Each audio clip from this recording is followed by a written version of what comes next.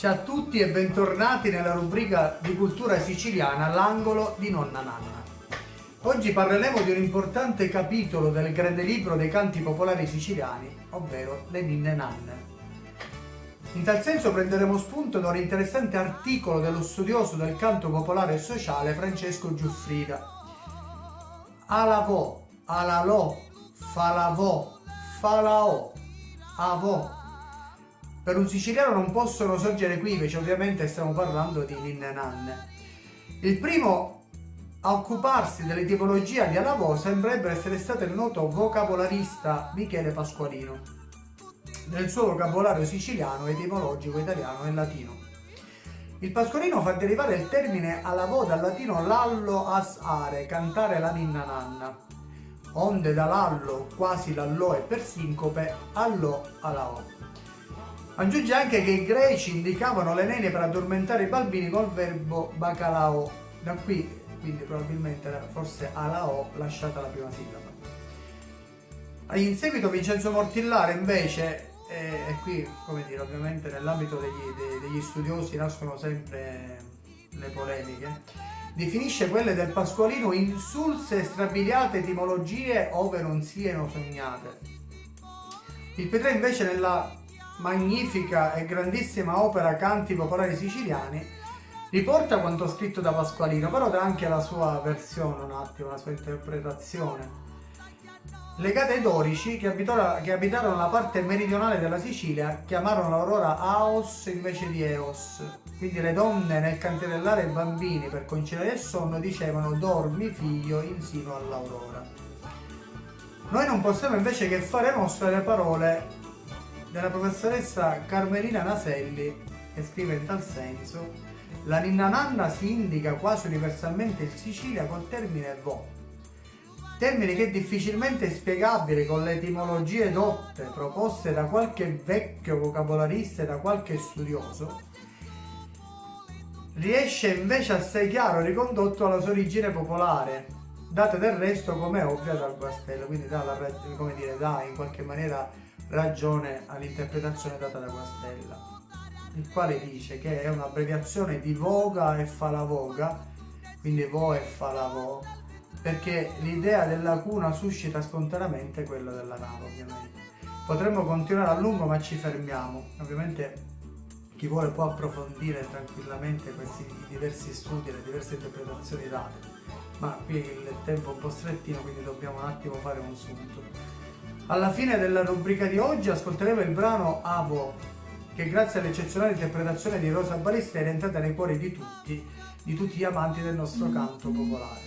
Ascolteremo dalla dolcissima voce di Federica Greco, accompagnata alla chitarra da Francesco Macchiarella, fra l'altro del suo ragazzo.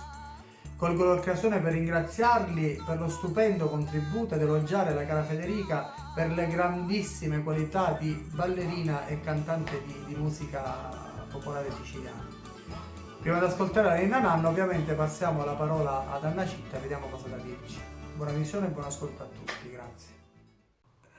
Che vi conto, statemi a sentire. Nell'antica Sicilia, da sapere, che era in uso cantare le ninna nanne. Le madri contente tenevano le figlie abbrazzate, con tutto il cuore intonavano ste ninna nanne accurate. La voce nisceva a malapena, un filo di voce soave, le picciriddi s'addormescevano. Ad a sapere che un picciriddu quando nasce conosce subito la voce della madre, sente le sue carezze e le sue braccia che lo stringono forti. Un picciriddu si sente protetto ed è felice di essere annacato. Lo mondo delle picciriddi in Sicilia era pieno d'amore e di poesia. A dei tempi non c'era l'asilo e le picciriddi stavano alla casa con le madri, sempre in mezzo alle sue cosce. Con la mattinata sti picciriddi non venivano arrospicchiati, riscevano senza scanto e con tanta allegria. Le madri li annacavano sopra una seggia assettate, li annacavano di continuo senza fermarsi. Sta ninna nanna ci dava calore e gioia, tanto che o picciriddu s'arruspicchiava cavolo che faccia rossa rossa. A sua prima risata era pa madre, sciato dell'arma sua. Accominciava così la ninna nanna. La madre batteva una carezza sopra il culetto del picciriddu, che si addormentava come un anciulicchio. Nello stesso minuto ci attigliava lo peruzzo. Che cosa era essenziale? Il ritmo semplice, cantilenante, fatto di parole che si ripetevano, e poi c'era l'accompagnamento dell'annacata.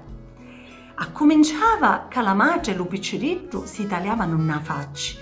La madre con la voce sommessa, quasi sussurrata. Il picciriddu appena la senteva si tranquillizzava.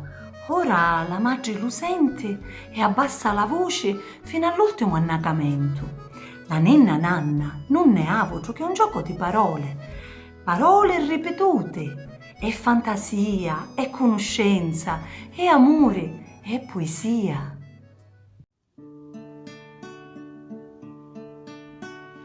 Amore mio, ti voglio bene, non lo chiuzzi di lenticchia su sireni, amor, chiedi la figlia mia, che sempre piangi,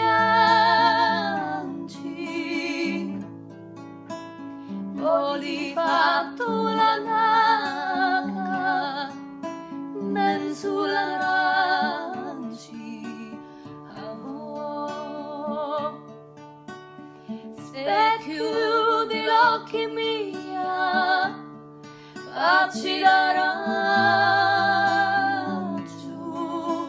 che manco un cisano, io ti caccio, amor. Sciato dell'arma mia, faccio zappetta, la mamma da affari, una chedda, una chedda di lo salvatore.